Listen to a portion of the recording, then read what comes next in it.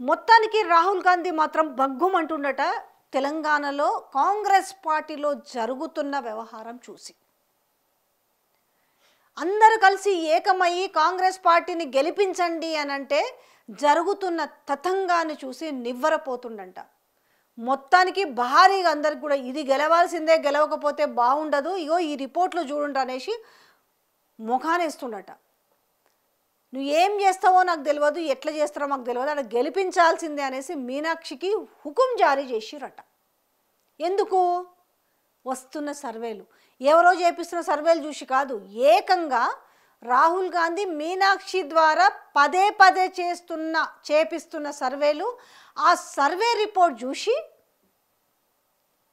బగ్గుమంటున్నాడు. కారణం అది. ఇక్కడనేమో ఒకవైపు ఏమో సరే ఆయన బగ్గుమంటున్నాను కదా తెలిసి ఇక్కడ మొత్తం తెలంగాణలో ఆల్మోస్ట్ 4-5 జిల్లాలు నీళ్ళల్లో మునిగిపోతుంటే మంత్రులు మాత్రం మా రాహుల్ గాంధీ చెప్పిండు కాబట్టి నేను ఛాయ్ దుకాణం కాడ ఛాయ్ కాస్తా, దోశల బండి దగ్గర దోశలు వేస్తా అన్నట్టుగా వ్యవహారం కొనసాగుతుంది. అక్కడ చూసుకుంటే మహబూబ్నగర్ డిస్టిక్ కావచ్చు, ఇక్కడ చూసుకుంటే ఖమ్మం కావచ్చు, ఇక్కడ చూసుకుంటే వరంగల్ కావచ్చు, ఇక్కడ చూసుకుంటే కామారెడ్డి కావచ్చు, ఘోరమైన పరిస్థితుల్లో ఉంది. మీకు విజువల్స్ అన్నీ ప్లే అవుతున్నాయి, చూస్తున్నారు కదా, ఘోరమైన పరిస్థితిలో ఉన్నాయి. ఇలాంటి నేపథ్యంలో అంటే ఒక పద్ధతి, ఒక ప్రణాళిక ఏమీ లేకుండా జనరల్గా జనాలు అనుకోరా, ఆడంగా మొత్తం వరదలు వచ్చి ఇదైపోతుంటే ఇడమంత్రులు ఏంది మాకు ఛాయలు కాసుకుంటా, దోశ బండ్ల కాడ దోశలు వేసుకుంటా ఇవి చేస్తుర్రేంది, వీళ్ళకి ఏం చిత్తశుద్ధి ఉందంటే కేవలం ఓట్ల కోసం వచ్చి అందరు ఇక్కడ ఉండి ఇది చేస్తున్నారు అనేది వీళ్ళకు అర్థమవుతుంది. అందుకే ఏడికి పోయినా కూడా నిలదీస్తారు. మీరు చూశారు కదా జూబెల్ని ఏ రకంగా అడుగుతున్నారో, మాకు 4,000 రూపాయలు పెన్షన్ ఎప్పుడు ఇస్తారు, మాకు 2,500 రూపాయలు ఎప్పుడు ఇస్తారు, ఇవన్నీ అదే అడుగుతారు. మాకు గ్యాస్ 500 రూపాయల గ్యాస్ వస్తలేదు.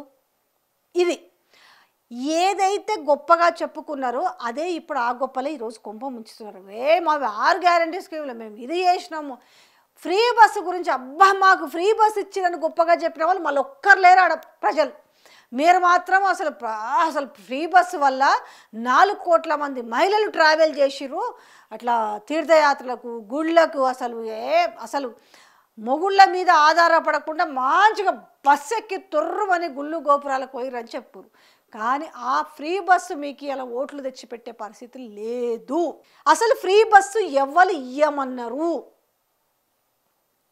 సో ఇది చర్చ జరుగుతుంది. కానీ బయటికి మాత్రం గెలుస్తాం గెలుస్తాం గెలుస్తాం. ఏం గెలుస్తారు? అధికార పార్టీలో ఉండి ఇంత భయంతో జరుగుతున్న దాన్ని ఏ రకంగా ట్రోల్ చేసుకోవాలి ఇది తప్ప నిజంగా జనాలని ఏ రకంగా వాళ్ళకు నిజాలు ఎందుకంటే నిజం చెప్పడానికే లేదు మీ దగ్గర.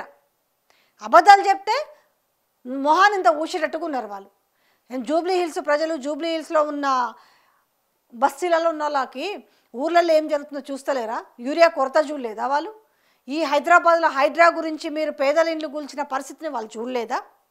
మూసీ సుందరీకరణ అని చెప్తూ మూసీ పరివాహక ప్రాంతంలో ఉన్న పాపం నిరుపేదల ఇల్లును కూడగొట్టి వాళ్ళకి గూడు లేకుండా చేసిన విధానాన్ని చూడలేదా? లగచర్లలో ఇష్యూ ఏం జరిగిందో ఈరోజు హైదరాబాద్ నగరవాసులు చూడలేదా? అది జూబ్లీ హిల్స్ కాన్స్టిట్యున్సీ ప్రజలు చూడలేదా? సో ఇట్లా చెప్పుకుంటూ పోతే చాంతాడంత లిస్ట్ ఉంది. 6 గ్యారంటీలని చాలా గొప్పగా చెప్పి మార్పు అని చెప్పి గొప్పగా చెప్పి మీరు ఓట్లేయించుకున్న పరిస్థితి వాళ్ళకి తెలియదా? ఇవాళ అందుకే ఏ సర్వే రిపోర్ట్స్ వచ్చినా కూడా ఎందుకు వస్తున్నాయంటే అధికారంలో ఉన్న పార్టీ గెలవదని సర్వే రిపోర్ట్లు వస్తున్నాయంటే 22 నెలల కాలంలోనే ఇంత వ్యతిరేకత వచ్చిందంటే కూర్చొని సమీక్ష చేసుకోవాలి. కానీ పైకి చెప్పడం కాదు కదా. మేము ఏదో 150 కోట్ల నిధులు పెట్టి అభివృద్ధి చేసినామని చెప్తే మరి ముందెందుకు చేయలేదు? బై ఎలక్షన్ వస్తేనే మీకు 150 ముందిస్తే వద్దన్నారా? అధికారంలో ఉన్న పార్టీ ఏది? బీఆర్ఎస్ కాదు కదా. అధికారంలో ఉన్న పార్టీ ఏది? కాంగ్రెస్ పార్టీ ప్రభుత్వమే కదా. మరి ముందెందుకు ఇవ్వలేదు? బస్తీలను బాగుపరిచినామో మేము చూసినావా, 150 కోట్లు నిధులు విడుదల చేసినామంటే అదే అడుగుతారు. ముందేమైంది అంటున్నా. ఇంకా ఎలక్షన్ అయిపోయిన తర్వాత మళ్ళీ ఎవరు అత్తాపత్తాడ కనబడరు. అది తెలియదా జనాలకి? మొన్ననే ఓట్లు వేయించుకొని ఏం చేసిర్రు? తెలంగాణ రాష్ట్రాన్ని ఎట్లా నిండా ముంచిరు అన్న విషయాన్ని అయితే మర్చిపోలేదు కదా. సో అందుకే అటు రాహుల్ గాంధీ మీనాక్షి ద్వారా సర్వేలు చేయించుకునేది. ఇంకొకటి ఏంది, ఇక్కడ జరుగుతున్న మంత్రుల మధ్యలో జరిగిన చిచ్చులు కావచ్చు, వీళ్ళ వాటాలు, వీళ్ళ టెండర్ల కమామిషులు కావచ్చు, కుటుంబ సభ్యుల జోక్యంతో కుటుంబ సభ్యులు రాబందుల్లాగా ఎలా పీడ్చుకు తింటున్నారు ప్రజలని అనే విషయాన్ని కానీ, భూదందాలు కానీ ఈరోజు అన్నీ కూడా ఏం తెలియకుండా లేవు కదా. మొత్తము దోచుకొని దాచుకునే విధానంలోనే ఉన్నారన్న విషయాన్ని నాకు తెలిసి కనీసము ఇప్పటికైనా ప్రజల మన్ననలను పొందండి, ప్రజల దగ్గరికి వండి కాల్లో ఏళ్ళలో పట్టుకొని ఓట్లు వేయించండి అని చెప్తే, కొత్తగా తెరపైకి ఏం చేసిర్రు, ఈ మంత్రి పదవి అనేది ఒకటి తీసుకొచ్చారు. ఈ మంత్రి పదవికి సంబంధించి కూడా ఏం జరిగిందనేది కూడా, ఏం జరగబోతుందో కూడా నేను ఆ విషయాన్ని నేను నెక్స్ట్ వీడియోలో చెప్తాను. సో మొత్తానికి ఏంది, సర్వే రిపోర్ట్లు అనేవి రాహుల్ గాంధీకే షాక్ ఇస్తున్నాయట. ఇప్పుడు జనరల్గా ఏమైతే అంటే ఓకే 50-50% వచ్చినా కూడా కొన్ని సర్వేలు కాంగ్రెస్ పార్టీ, కొన్ని సర్వేలు బీఆర్ఎస్ పార్టీకి వచ్చినాయి అంటే కూడా అది వేరుగా ఉంటుంది. అధికారంలోనేమో కాంగ్రెస్ పార్టీ ఉంది, కానీ సర్వేలన్నీ కూడా బీఆర్ఎస్ పార్టీ వైపే మొగ్గు చూపిస్తుంటే జనరల్గా అయితే ఏం చేయాలి, సర్వేలన్నీ అధికార పార్టీ వైపు చూపించాలి జనరల్గా అయితే. కానీ అది లేకుండా ఈ 22 నెలల పాలనలోనే ఇంత వ్యతిరేకత ఏర్పడి ఈరోజు నానా కష్టాలు పడుతున్న నేపథ్యం ఉంది. ఎట్లా గెలవాలి అనేసి, గెలవలేకపోతే మన ఇజ్జత్ పోతుంది, గెలవలేకపోతే ఇది రెఫరెండంగా నిలిచిపోతుంది. గెలుచుడు అంటే మళ్ళీ అట్టా ఇట్టా కాదు, ఏదో 1000-2000 మనం తొండి చేసి 1000-2000 మెజార్టీ గెలిచారు అనుకో, అది కూడా వేస్ట్ కదా. భారీ మెజార్టీ ఎట్లా రావాలి ఇంతగా ఆలోచిస్తున్నట, కింద మీద పడుతురు. అందుకే బెదిరిస్టోళ్ళని బెదిరిస్తారు. ఎన్ని కథలు పడ్డా కూడా ఇక్కడ పిక్చర్ అంతా కూడా ఇక్కడ రాహుల్ గాంధీకి అర్థమైపోయింది. ఎందుకు సర్వేలు ఈ రకంగా వస్తున్నాయి, ఎందుకు పాలనలో విఫలమయ్యారు.